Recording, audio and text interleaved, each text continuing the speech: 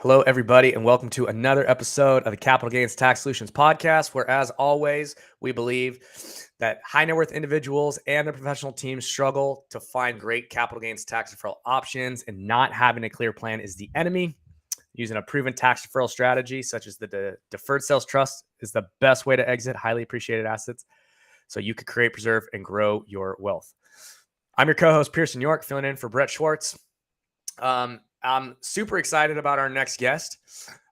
He's been in the VA space for a few years now, and they have expanded into a bunch of different countries. So we're going to get right into it. Please help me welcome to the show, Rob Buffington. Rob, how you doing, man? I'm doing well. Thanks for having me. Awesome, Rob. So tell us just real quick, one minute, how'd you get to where you are? I see problems, I try to solve them, and then I try to help others solve them. I come from the real estate space myself, actually. I started buying rentals after the crash, got into property management, third-party property management, then building services, then staffing, then accounting, and then consulting, and then it just kept growing. And I just find things that are broken and try to fix them. Yeah, absolutely. So tell us, what's the number one secret to hiring VAs to solve problems? Not to nitpick, we actually call our people remote team members because VAs kind of has that call center connotation, and that's absolutely not what we do. We Sure. like them to feel like they're part of the team. They come to training events. They work for the company. They're a part of the company. I'll be at my Guadalajara and Mexico City office in a few days, actually. Right on. Um, in terms of the most effective practices, I think the biggest thing is knowing exactly what you need. We have so many people that come to us and just like, I need help, I need help, I need help. Okay, that's great. Let's dive in. What does that look like? Well, I'm overwhelmed with this. It's like, okay, so how is this person going to help you with that? Too many people, they know they're drowning and they think they can throw somebody in and it'll magically get better. You need to have steps in place for here's what they're going to do, here's how they're going to get the information, here's how I'm going to train them, here's how I'm going to communicate. And that's part of what we do through Gordian Consulting, Gordian Staffing, etc. Is we help people manage expectations and we help people bridge the cultural gaps that occur between the US and Mexico and the US and Philippines. Interesting. Okay, so how would you maximize your remote workers? In terms of getting the most efficiency out of them, Yeah, just in terms of like them being the perfect solution to your problem. How do you what's the secret to maximizing their performance? clear and ongoing communication. You have to be communicating on a regular basis. One of the number one complaints we hear from staff is, I haven't heard from this person in 3 days. I don't know what I'm supposed to be doing, stuff like that. Sure. Um, Definitely making them feel included. You have to be ready to put the time in up front. Too many people, they call because they're drowning and they don't have the time to train somebody. And God knows I've been there, but you have to remember that it's going to take more time up front. So make sure you have budgeted that time the first few days and then be crystal clear about your expectations. It can't just be, I want you to help with phone calls. It's, you're going to be answering 70 to 100 phone calls a day. I need a missed call percentage of less than 3%. Here are the things that you can answer. And then here are the things I'd like transferred to these people in the company. So the more clear and the more direct you can be, the more things will be successful. Yeah, okay. So clear, concise instructions, clear goals, and constant communication Hmm. are And the I key. would, yeah, and I would even add, be a little, be confrontational. Don't be afraid to talk about issues because, like right now, you and I, we're talking. We're in this little box. I Right. have no idea what your body language is. I don't know if there's a dog running around. I don't know what's going on. So I have like 10% of the available cues that Sure. we would have face to face. So to change that, you have to be willing to say, what questions do you have for me? How are you doing? Do you under? And then same thing on the employee side, they can't be embarrassed to say, I didn't understand. I need you to tell me again, or I have this question, things like that. Too often, we kind of expect people to be psychic and just kind of know what's going on. And we have to get more confrontational to work remotely. You mentioned that the one of the big mistakes that an employer makes is not putting the time in up front to Mhm. get them to be doing the thing. What's the second biggest mistake that operators are making when they're hiring these remote workers? Besides not using us? Yeah, I would say that's a good not one. keeping not keeping track of the training. A lot of companies, particularly as they grow, they become very inconsistent with each person doing it their own way. I'm a big believer in if you do something more than twice a month, you should have an instruction manual for it. And that doesn't need to be some fancy thing. It can be a Word document, it can be a Loom video. I love Loom. It's a little browser extension you plug Sure. in, and it'll record your screen and you talk while you're doing it. So, for example, I recently handed over payroll, and what I did was because hundreds of employees, and what I did was, hey, this is how I do payroll for our US entities. I'm just going to go through it. Here's where you get this. And it added maybe 30 seconds to what's a 10-minute task. And now, anytime going forward, if I have to change the person who does it, there's an existing training platform, training record of what's supposed to be done, how it works. And so you can standardize from that because everybody's a little bit different, but you have to know how you want it done. So it goes back to the understanding yourself and understanding the goals and objectives of the company so that you can have clear, concise objectives for the remote employee as well as clear communication on how you want things done. Yeah, because if you don't know, if all you know is that there's a problem and you want it fixed, the odds of somebody being able to solve it are minuscule. You might get lucky and find somebody that's just a go-getter and will figure it out. But most people need to be told, okay, I want you to send this email here. I need you to look up this data here and show them a couple times. After that, they'll be off and running and they can use their own initiative.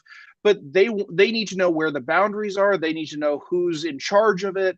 They need a lot more information than we give them. And I speak from personal experience. I no longer train new employees because I'm exactly like I'm talking about. So I have some great team members that help me with training because I'm horrible at it personally.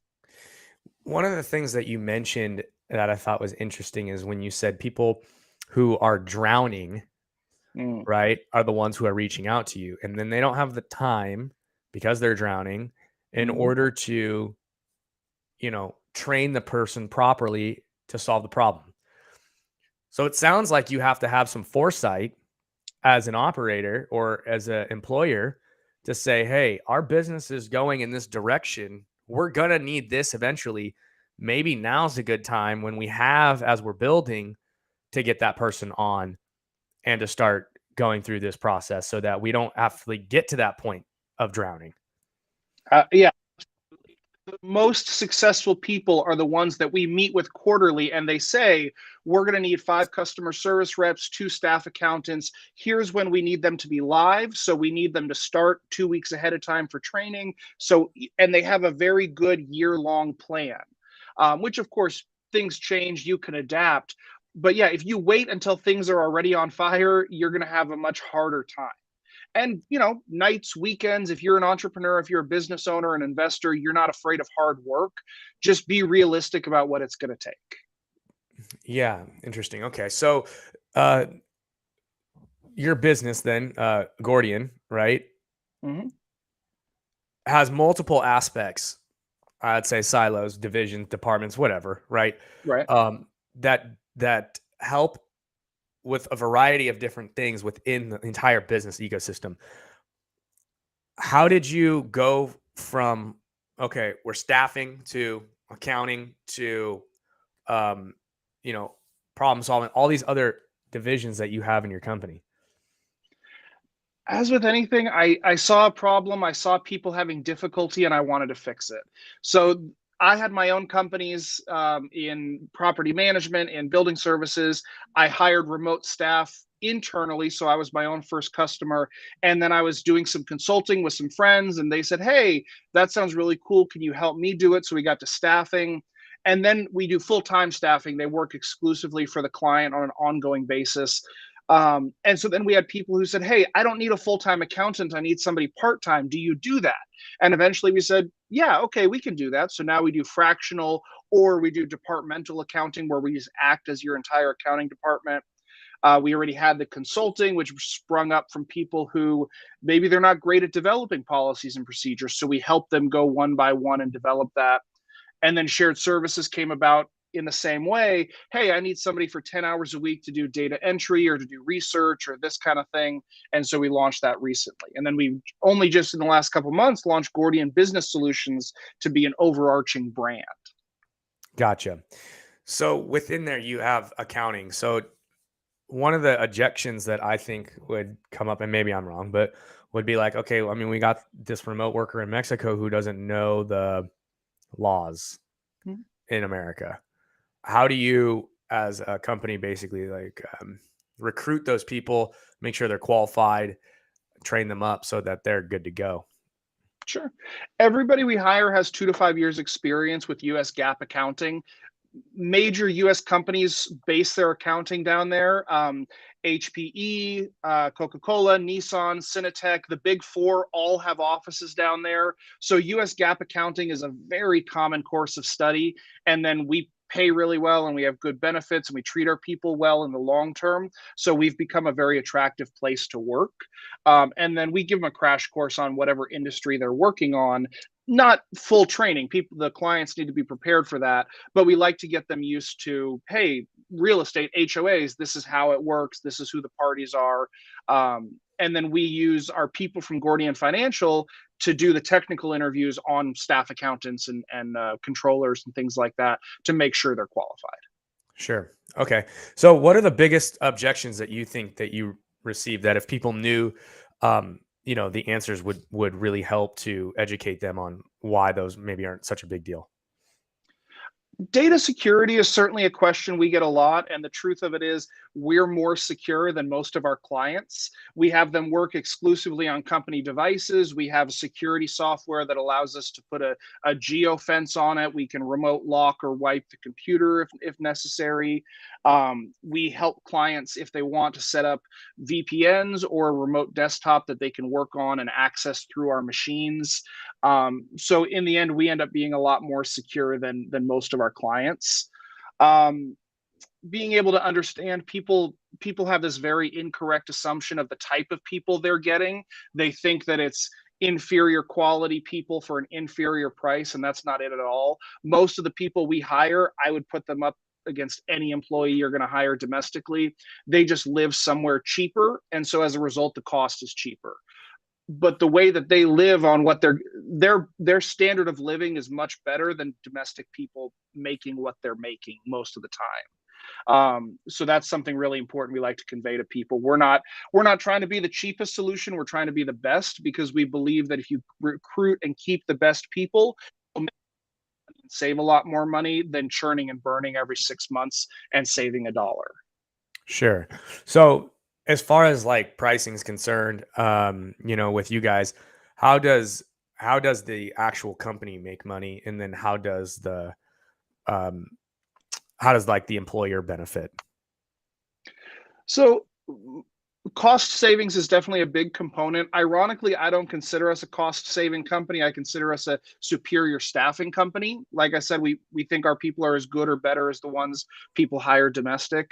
But on average, people do save between 40 to 60% of their staffing costs by going with us. Well, Accounting is a much broader topic depending on the complexity, but you can expect to sure. see equal savings there. Our fees are built into our hourly rate because they're citizens of Mexico or the Philippines. We have entities there that we handle all the payroll filings, the health insurance, the benefits, all of that. We just take the cost of employing them, add our markup to it, and bill people on an hourly basis to make it simpler. And then we're a 1099 contractor, so we don't show up on workers' comp. There's no unemployment. We take care of all of that for our clients. So their HR department gets the uh, burden taken off. Wow, that's big time. Okay. So all in all, right, we have this idea that we can hire remote workers who are really high quality Mhm.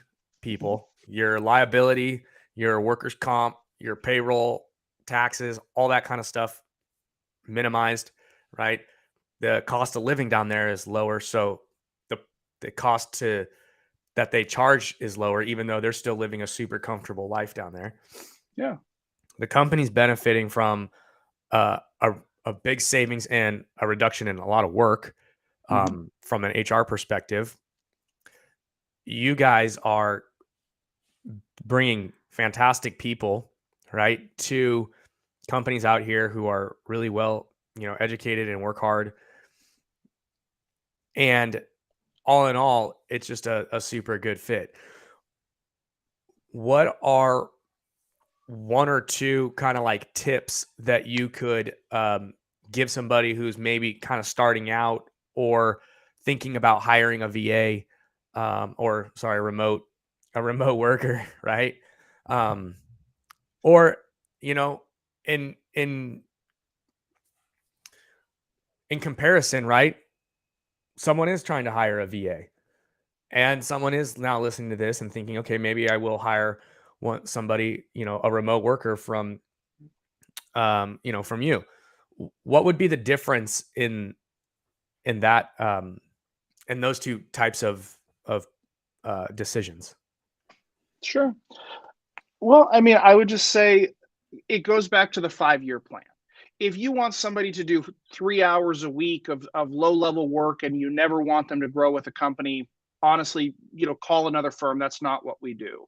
We provide people, 84% of our people are college educated, at least a bachelor's degree. I forget the number off the top of my head, but another good chunk have a master's degree, particularly as it relates to accounting, and they'll grow with the company. So if you hire a bookkeeper today, in 6 months to a year, just like a domestic employee, they will be ready for a staff accountant role if you work with them and help them develop. I would also add you're already using remote employees. Probably you have employees who want to work from home domestically. They just live a little farther away. And like I said, I'll be heading to Mexico City later this week. It's 20 million people. People tend to think like, oh, it's Yeah. just rural villages. Our Guadalajara office, I go to this beautiful plaza and I smoke a nice Cuban cigar and I have a great steak. And it is as nice as any place I've been anywhere in the world. So it's not, people really have a wrong impression of what it's like and some of the people that are available. So it's a great career opportunity. Our goal is retention and long-term growth. And so that's why we partner with our companies to do that. Yeah, interesting. So if you're looking for a long-term solution, Gordian's if you're looking for someone to just, you know, write write a email mailer or something like that and just do a task or create a logo, just go on Fiverr and find somebody. Yep. Awesome. Okay. And then going back to the tips for the entrepreneur who wants to hire somebody, what are like one or two tips that you would give somebody who's thinking about hiring a VA for the long term or a remote worker for the long term? Sure. Best piece of advice I can give you is what I do every time I'm thinking about adding somebody to the team. I take a little yellow legal pad and I say, every time I think of something that I wish I had somebody else doing, I'll just write it down.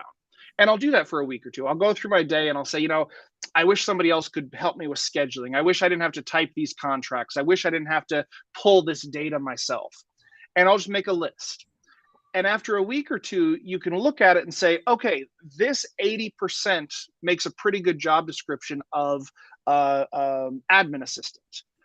Let's start looking at that. Let's sit on it for another week and think, well, if I had an admin assistant, what else could they do? Because too many people, like I said earlier, they start with, I need help rather than what are they going to be doing? Right. But if you start building a job description, and particularly, we get a lot of people that it's like, I want 20% to be social media and I want 25% to be answering phones. And then 40% is going to be controller. And it's like, that doesn't work, because either they're not going to be a good controller, or if they're a controller, answering phones is beneath them. You need to make that into two positions. Gotcha. So making that list will help, because you can't expect to solve all your problems with one person. You have to be honest about, if they're great at customer service, that's different than somebody who's really detail oriented on accounting.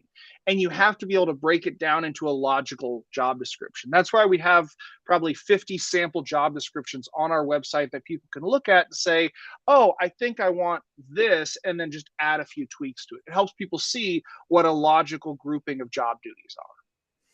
I really like that tip. So basically, as you're going through your day, we're writing down things we don't really want to do or we want to outsource. As we start getting a bunch of different tasks that are in the same category, we can kind of start to put them together and say, okay, this is a good job description for somebody. That gives clarity for you. That gives clarity for them. That helps you to set them up for success in a way. Yeah. And then once you have those, start to ask yourself, what will define if they're doing a good job or not? How will this employee know? And how will I know if they're doing a good job? Too many business owners and managers and division leaders, they basically go by how much they get yelled at. And if the client isn't yelling at them or if their boss isn't yelling at them, things are going fine. But it can't be like that. You have to decide if they're going to answer phones. Okay, I want a missed call percent below 5%. I want a customer satisfaction rating of 98%.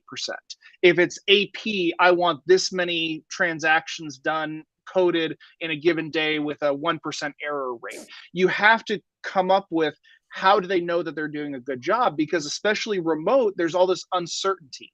And if you're like me and you don't communicate particularly well as it relates to feedback and things, people can be very uncertain. So having objective data on this is how they know they're doing a good job, it'll help both you and them decide if stuff is getting done. Because you're not hiring people for 8 hours of their time, you're paying them for what they do with that time.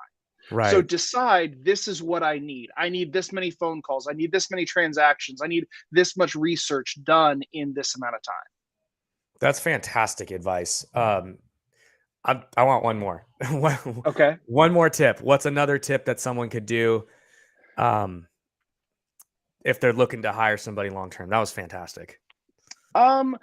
I would say it's so simple that people don't really grasp it the first time, is make sure that they're part of the team. So this should go without saying, but it doesn't always.